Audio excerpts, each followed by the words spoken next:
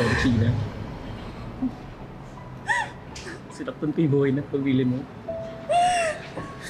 Ang ate Celine mo.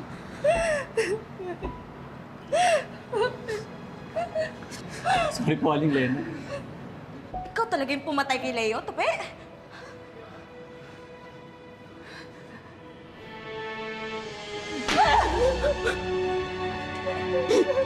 Tupe! Hindi ka iba sa amin!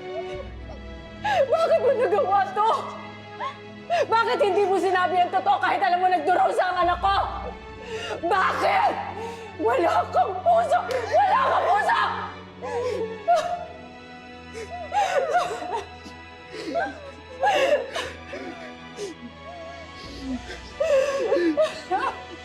Nagawa mo yun, Nak.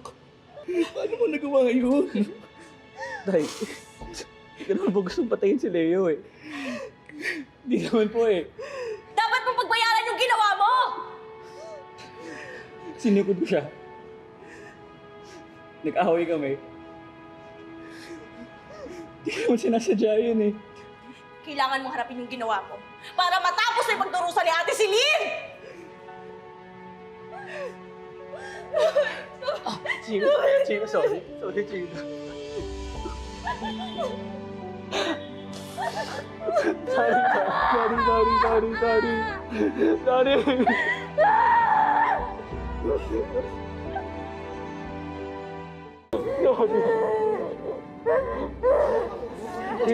China, sorry.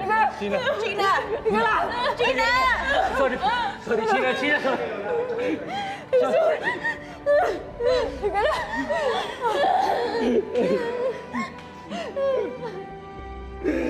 Sorry, Tay. Grabe. Gusto ko lang malaman noon kung anong alam ni Tupe sa nangyari. Pero hindi naman pumasok sa akin na kaya niyang patayin si Leo. Na siya yung totoong pumatay kay Leo. Kaya siguro sobrang weird dito pa ng mga nakaraan. Siguro, matagal niya nang gusto sabihin sa atin, pero natatakot lang siya sa pwedeng mangyari. Gina, nahawa ka sa kanya? Nagdusa tayong tatlo. Lalong-lalo na si Ate Celine dahil sa ginawa niya. Dapat niyang pagbayaran yun. Dapat siyang makulong. Ate, alam ko naman yun. Pero kulong agad. Narinig mo naman yung sinabi kanina nito pa hindi niya sinasadyang mapatay si Leo. Tatanggol mo yun? Ha? Ate, hindi naman siya ganun. Pero kasi naaawa ako sa kanya eh. Pwede ba tama na? Hindi niyo naman kailangan magtalo ng tungkol dyan eh. Dahil hindi rin naman tayo ang magdedesisyon sa dapat mangyari kay Tupe.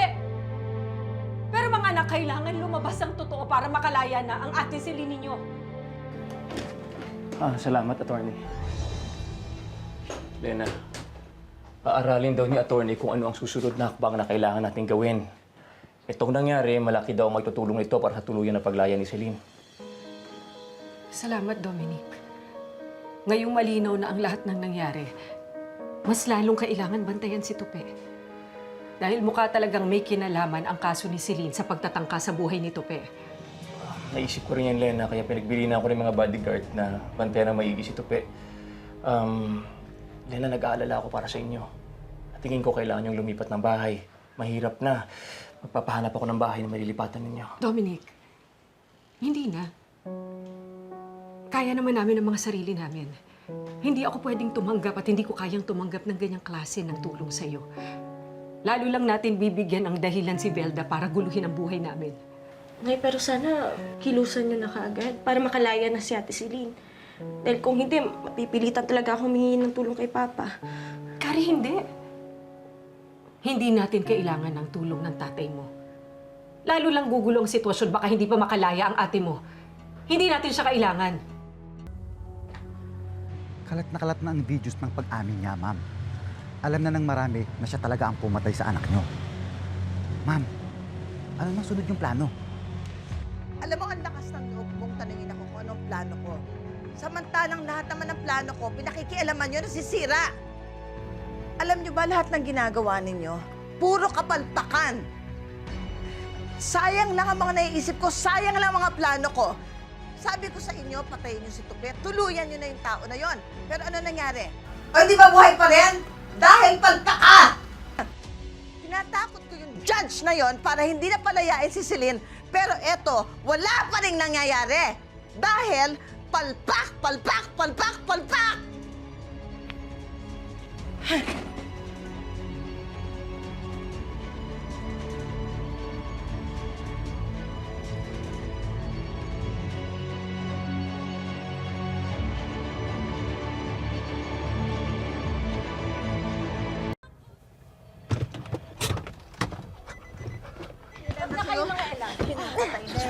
Beda!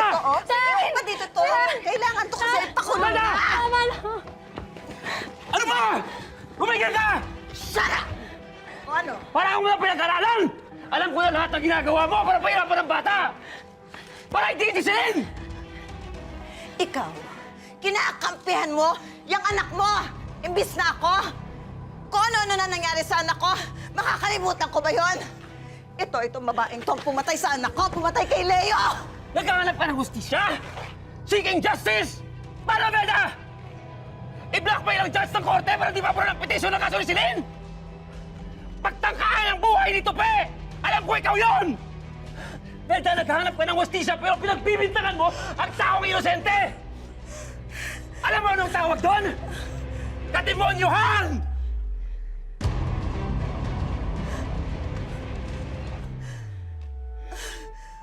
Ano? Alam ko lahat na ginawa mo para pasakitan si Celine. Para idiin ang bata. Ginagawa ko to for my son! Para sa anak ko na sinabi mo noon pagtatanggol mo kahit ano mangyari. Hindi mo pababayaan. Kaya ako naman, eto, tanga. Minahal kita. Pinakain kita. Dinamitan kita. Ayan. Galing sa akin yan. Binigyan kita ng pangalan. And then this! You repay me with this! Pagtatanggol mo pa yung bitch na yan! Shut up! Shut up! Wala tayong utang na loob sa isa't isa. Hindi kita kailangan bayaran, hindi mo ako kailangan bayaran! Zelda, hindi na kita kaya pagsamahan. We're done! No, I'm sorry. I'm sorry. Wait, let me explain. Huwag yun ang palapitin ng babaeng to sa anak ko. Umalis ka. Umalis ka!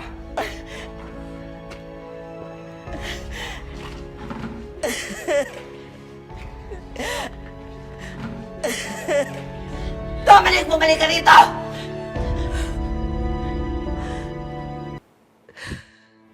Leo. I don't know what to do. Iniwan na nila kami.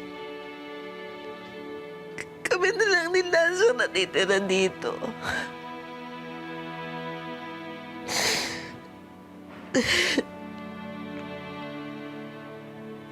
I don't think I'm gonna ever be the same again. Hindi ko na yata kaya, anak.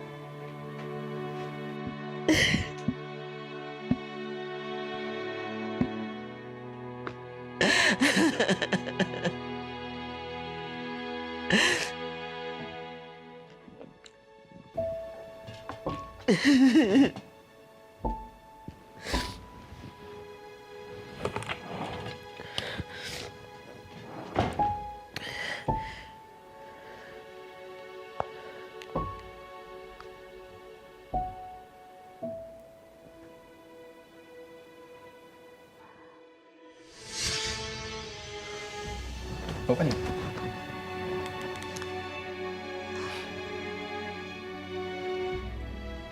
Thank you. Happy birthday, Mom. Medyo selfish din ako kasi actually kasama ako dyan sa locket mo. Pero gusto ko lang naman kasi naalala mo ko palagi.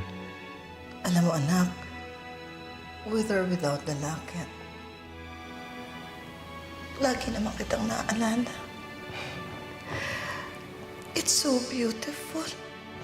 I love it, anak. Actually, Mom, check mo. Buksan mo siya. Yeah. Oh, You see the laurel wreath around our photo? Oh, yeah? That's a sign of victory. Kasi you were always a victor. Para maalala mo, Mom. Alam mo, victor ka para sa akin, sa puso ko, at sa lahat ng bagay. Kasi, Mom, mula nung namatay si Lolo at si Dad, you were the man of the house. You've been taking care of me and si Kuya. Minsan nga too much na, Mom, eh.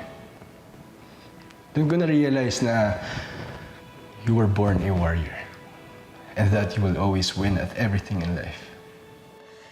You're going to make me cry. Sige nga, suot mo na sa akin. Of course, Mom.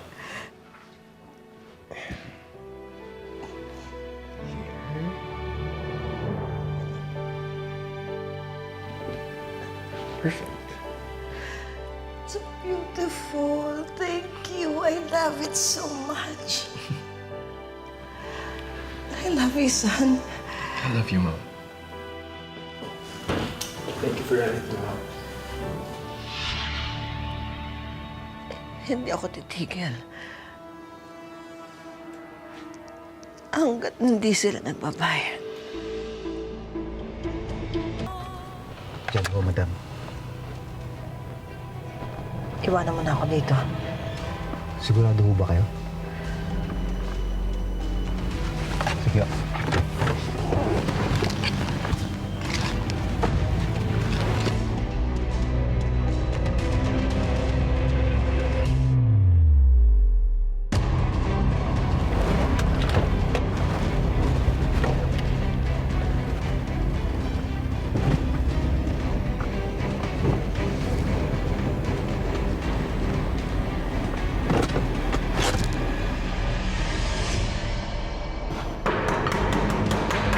Si Dominic na yun? Ang bilis naman yata. Mukha ko na lang, ha? Sige. Ano, ito bang kuha, oh.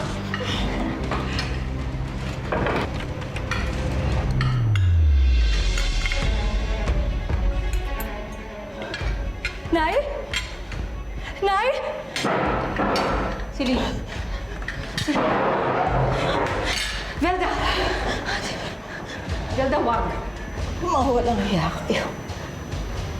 Mga demonyo! Kinuha niyo ang anak ko. Ngayon naman ang asawa ko.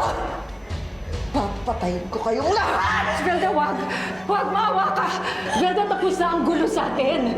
Tapos na ang gulo sa atin! Nabigyan na ng hustisya yung nangyari kay Leo! At isa pa, hindi namin inaagaw sa'yo si Dominic. Wala! Wala kami inaagaw sa'yo! At sa tingin mo, maniniwala ako sa kasinungalingang sinasabi mo sa akin. Ikaw, pokpok ang babae ka! Kari! Ate! Iwan mo.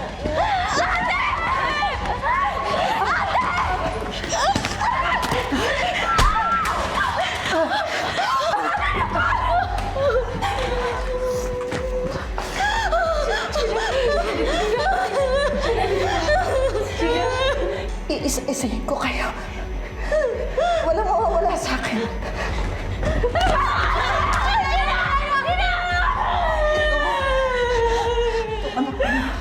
Ito may kasalanan ng lahat.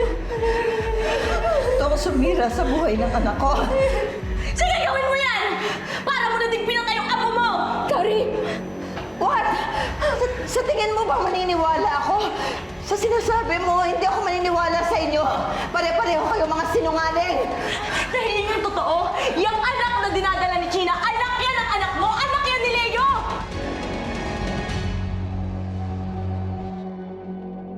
Anong anak? Anong anak? What do you think na maniniwala ako sa inyo? Dahil yun yung totoo! Hindi anak ni Leo ito. Siguro sa ibang lalaki. Pero hindi sa anak ko. May medical records na magpapatunay na pagkatapos rape ng anak niya si China, nabuntis siya. Kahit ipa-DNA test niya pa, China... Naisagot na kasi na yung China, umamin ka na!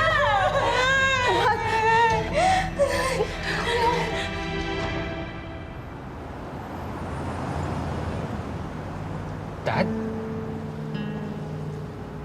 Anong ginagawa niya dito? Ikaw Ikaw po ka. Sabihin mo sa akin ang totoo. Totoo bang anak ni Leo itong dinadala mo? Ito? Ha? Dalawa kayo. Patayin ko. Ikaw nakuha ka. Anak ko. Sabihin mo sa akin ang totoo. Parang anak ko to. Leo to. Si Leo ang tatay ng anak ko! Nakutas ako dahil sa pagkakahasa niya. Nakutas ako dahil sa pagkakahasa niya sa akin. Melda.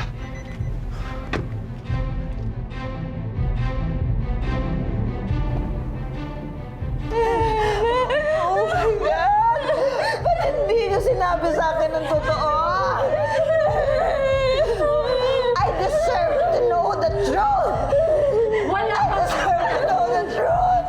Hindi mo dapat malaman at walang karapatan ng anak mo dahil ginahasa lang niya si Gina. Ha? Ginahasa lang niya si Gina. At kahit kailan, Belda, hindi siya kilalanin na magiging apo ko. Tandaan mo yan! Sinungaling ka! Papatayin ko kayo isa-isa! Papatayin ko kayo isa-isa! Melda! Melda! Melda! Melda! Melda. Akin na yan. Please. Akin na yan. Ibaba mo yan, please. Please, Melda. Please. No.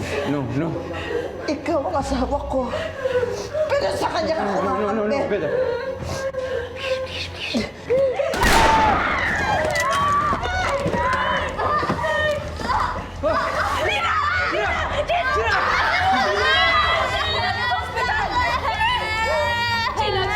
Sheila!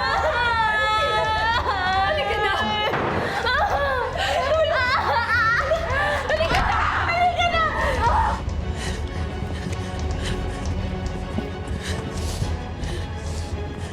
Mom, where are you going? Mom!